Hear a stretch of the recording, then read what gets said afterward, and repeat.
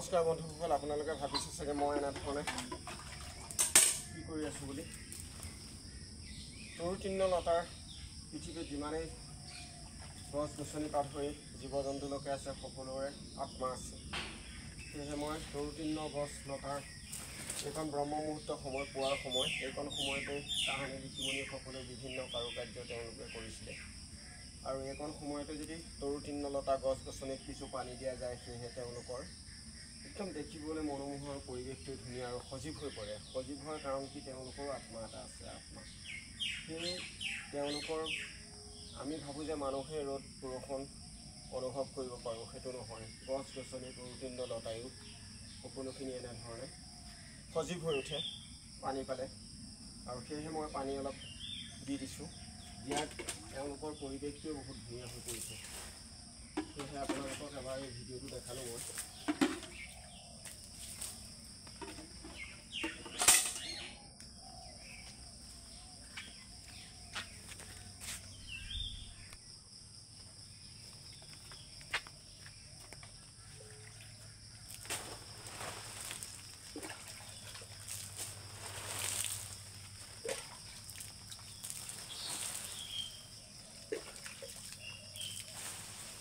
সেয়েহে এনেধৰণে মই পানী দিছোঁ পোৱাতে পোৱা ভাগতে বহুত সজীৱ হৈ উঠি গৈছোঁ লগে লগে। এনেধৰণে যদি আমি পোৱা অত্যন্ত ৰ'দ, বেছি ৰ'দ হ'লে, খৰ হ'লে এনেধৰণে যদি অলপ গছতো আমি পানী দি দিব পৰা যায়, কিছু ঘৰৱালী গছবিলাকত তেওঁলোকে বহুত সজীৱ হৈ উঠে। আৰু সেয়েহে ভিডিঅ'টো বনালোঁ আপোনালোকৰ তাক আপোনালোকৰ মাজলৈও নিম আৰু দেখাম বুলি। বন্ধুসকলক মই প্ৰায় এনেকৈ দিয়ে থাকোঁ প্ৰত্যেক সময়তে, মাজে মাজে গছ গছনিত এনেধৰণে কিছু পানী দি হেৰি কৰি থাকোঁ।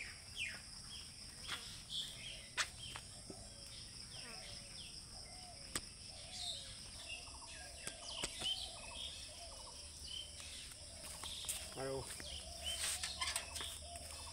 এইটো এটা গছ পুলি, আপোনালোকক কি বুলি ক'ম,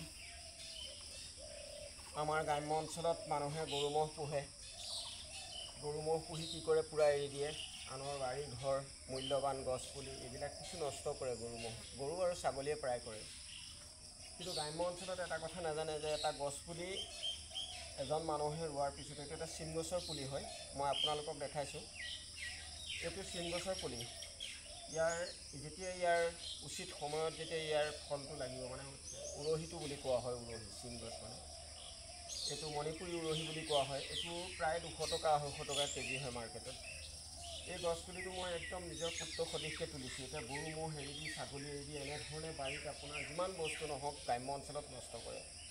আমি ইতিহাসলৈ যদি ঘূৰি যাওঁ, যে ভগৱান শ্ৰীকৃষ্ণই জগতৰ ঈশ্বৰে পৃথিৱীত গৰু চৰাইছিলে। তাৰ কাৰণ হ'ল কি, তেওঁ বৰ্জত ক্ষতি নকৰাইছিলে। ঈশ্বৰে বৰ্জ মানে ইতিহাসত বৰ্জাৱলীত গাঁও বুলি কোৱা হয়। বৰ্জ মানে গাঁও, মানে এই গাঁৱত যেতিয়া তেওঁ বৃন্দাবন মথুৰাত বৃন্দাবনত গৰু কিয় চৰাইছিলে, কাৰণ কি ভগৱন্তই গৰু চৰাইছে, গৰু পালন কৰিছে, যে গৰুসীয়া হৈছিলে। তাৰ কাৰণ হ'ল কি, বৰ্জত গাঁৱত যিমান গছ গছনি তৰুতৃণ মূল্যৱান ফুলৰ পৰা আদি কৰি লতা, এইখিনি সুৰক্ষিত হৈ থাকিবৰ কাৰণে জগতৰ ঈশ্বৰে গৰু চৰাইছে।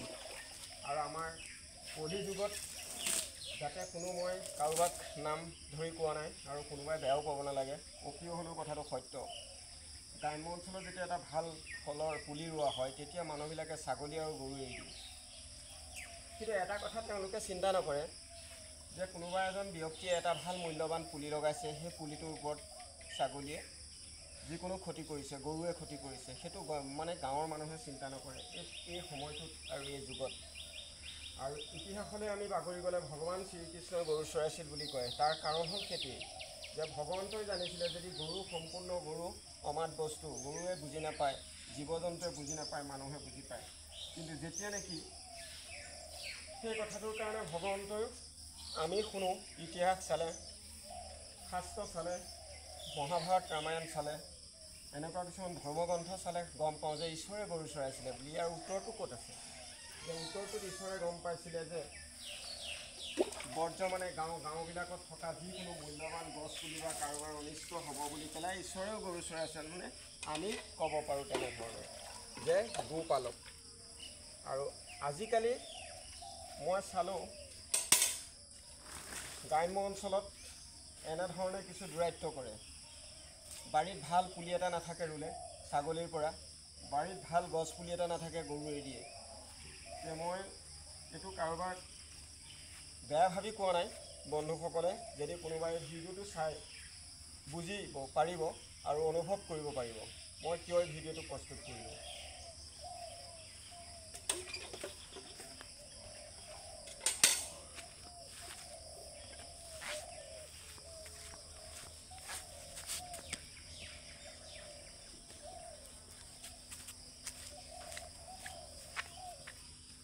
আমি যেতিয়া যিকোনো গছপুলি মূল্যৱান গছপুলি ৰুওঁ নিজৰ সতি সন্তান পুত্ৰ সদৃশ হিচাপে পালন কৰোঁ।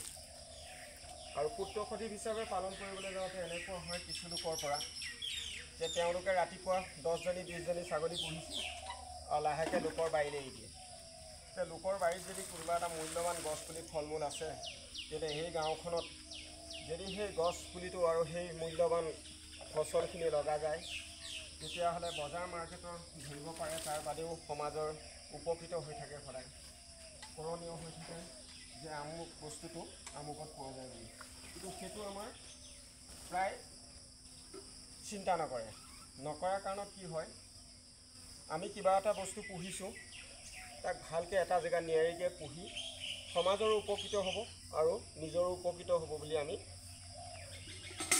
যিকোনো এটা পজিশ্যন ল'ব লাগে স্বাৱলম্বী হ'বলৈ।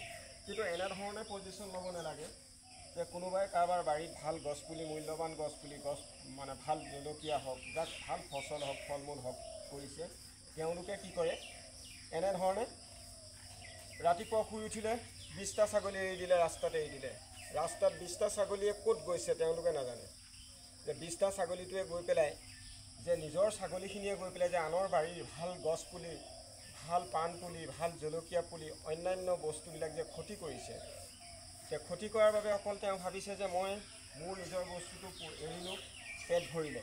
কিন্তু সেইটো নহয়, তেওঁ ভবাত একেবাৰে ভুল ভাবি থাকে। তেওঁ স্বাৱলম্বী হ'ল, কিন্তু তেওঁ গাঁওখনৰ যিটো উপকাৰিতা সেইটো নষ্ট কৰি স্বাৱলম্বিতা হ'ব বিচাৰিছে।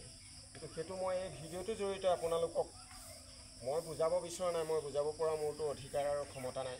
কাৰণ কি ময়ো আপোনালোকৰ নিচিনা এজন সাধাৰণ প্ৰাণী, সেয়েহে আপোনালোকক কথাটো মই দেখুৱাইছোঁহে। মোৰ কিছু এনেধৰণে মই দেখি পেলাইহে এই ভিডিঅ'টো প্ৰস্তুত কৰিলোঁ আৰু বন্ধুবৰ্গৰ মাজলৈ নিবলৈ বিচাৰিলোঁ। আৰু কিবা মোৰ ভুল হ'লে ক্ষমা কৰিব, নমস্কাৰ।